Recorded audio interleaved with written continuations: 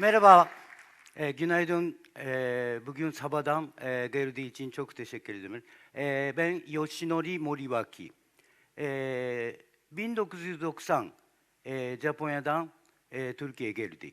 Hangi rüzgarı bana Türkiye'ye getirdi? Dolmabahçe Sarayı'nın arka tarafta da Swiss Oteli var. Japonya'nın bina sahibi olarak Japonya'nın bankacı, sigortacı ve bizim şirketi de dahil bina sahibi olarak 1988'de inşaatı başladı ve 91'de bitiyorken ben 26 Aralık 1990 bir ay olarak aslında Türkiye'ye binanın teslimi için kontrol amaçtan Türkiye'ye geldi. Ama gelir gelmez 3. bina kontrol yani sorumlu olsun diye proje müdürü bana söyledi. Dolayısıyla bir ayda bir sene olmak lazım diye başladı. Bir sene yaptı. Sonra Çerkezköy'de YKK diye Japonya'nın fermuar fabrika var. Evet. Onu fabrika yaptı. Sonra Gebze'de Honda fabrika, Adapazarı Toyota fabrika, Antalya'daki Akdeniz Üniversitesi'nin organ nakliye hastane, LADA, meteoroloji LADA projekt, Balıkesir, Zonguldak, Çatalca böyle projeler yaptı. 32 sene şimdi geçti. Türkiye'de yıldız kayıyorken hayal söylüyorsa gerçekleşecek diye var değil mi? Japonya'da da aynı. Bizde bunun var. Önce bunu kenara koyuyorum. Ben küçükteyken, yani küçükteyken ilkokulu bitiyorken Japonya'da büyük olunca ne yapacak diye en son ilkokulu bitiyorken yazı yazacak. Orada ben yurt dışına gideceğim. Ama tabii ki daha ne iş yapacak belli değil. Ama yurt dışına gitmek istiyorum. O anda babanın iş Türkiye'de söylüyorsa tek gibi elektrik üretiliyor, enerji üretiliyor. Ben dünyanın enerji üretileceğim diye yazdı. Sonra ortaokula gitti. Ortaokulda Japonya'da bayanlar yemek pişiriyor ve kumaştan bir şey yapıyor. Erkekse tahta kesiyor. Kitaplık yapıyor veya dolap gibi, küçük dolap, kutu gibi bir şey yapıyor. Ve proje, bir basit proje. Civata, samon ve böyle bir şey mekanizminin bir proje yazıyor. Yazdı ve birinci öğretmeye getirdi. Bu benim işi diye kendini hissetti. Tabii o anda mimar mı, inşaat mühendisi mi, makineci mi bilmiyor.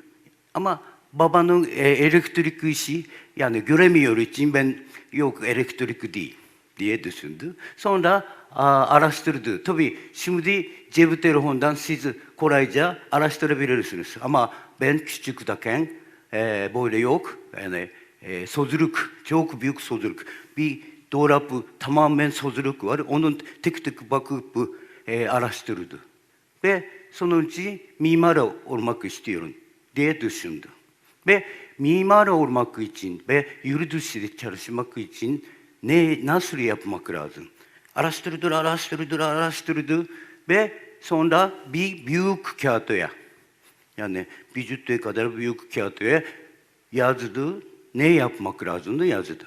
Tabii ara ara değiştiriyor ama bunun odadaki duvara yapışıyor ve uyuyorken yatağının üstünde de yapışıyor. Ve tuvaletin kapının arkaya, tuvalete oturuyor, böyle bakıyor. Her zaman yani bakıyor.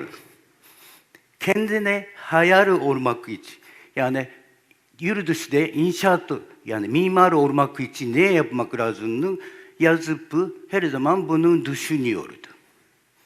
Tamam.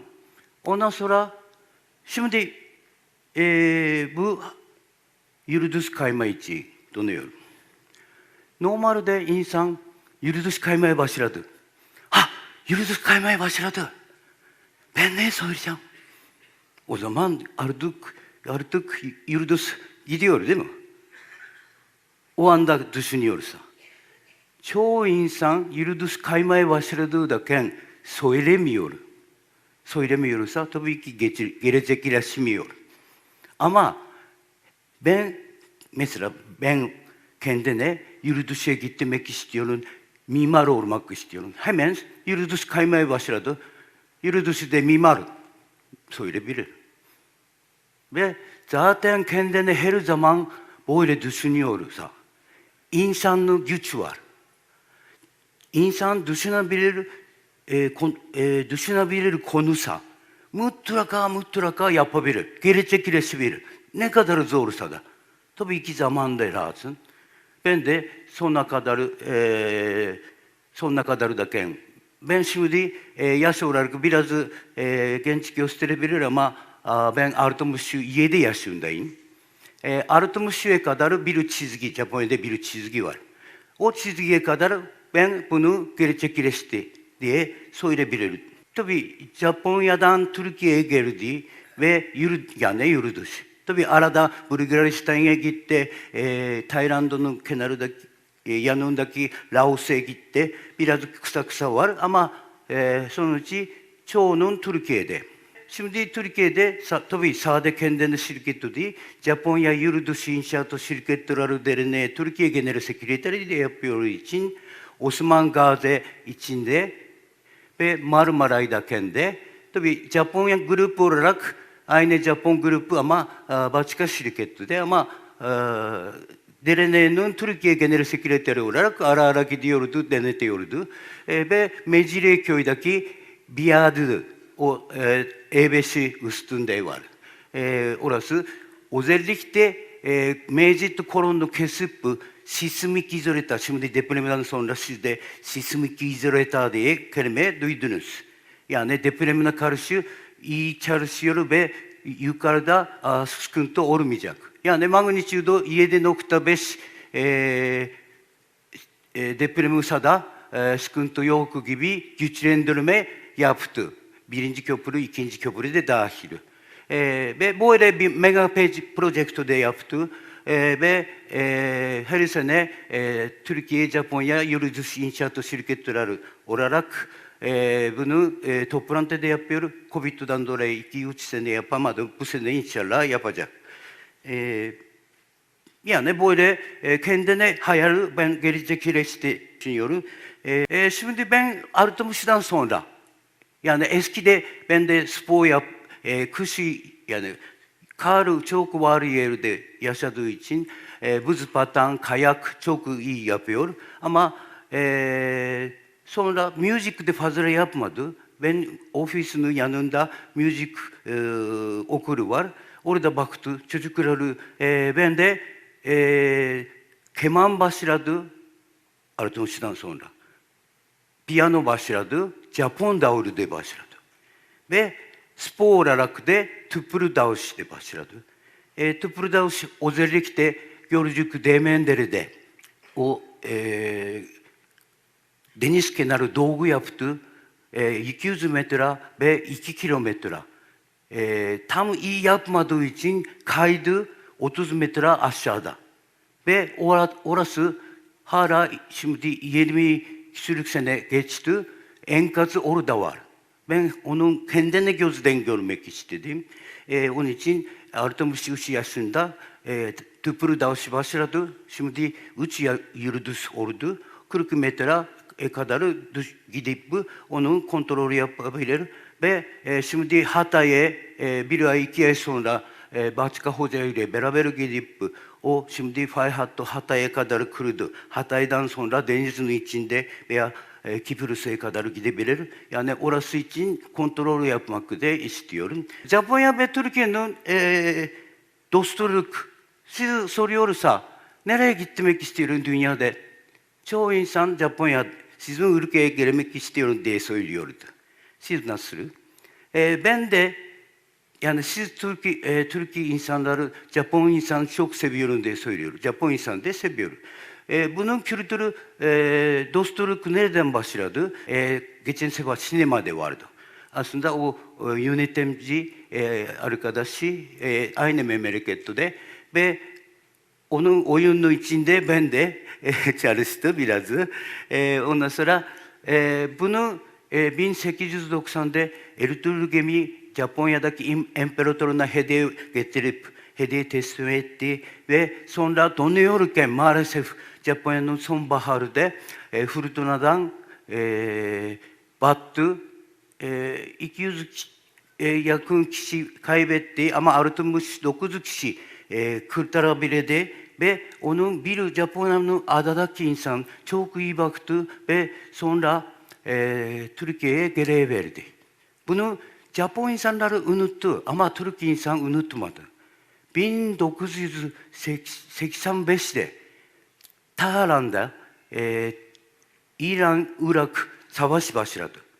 Saddam Hüseyin 48 saat sonra hangi uçak uçuyorsa da atak yapacağız diye konuştu.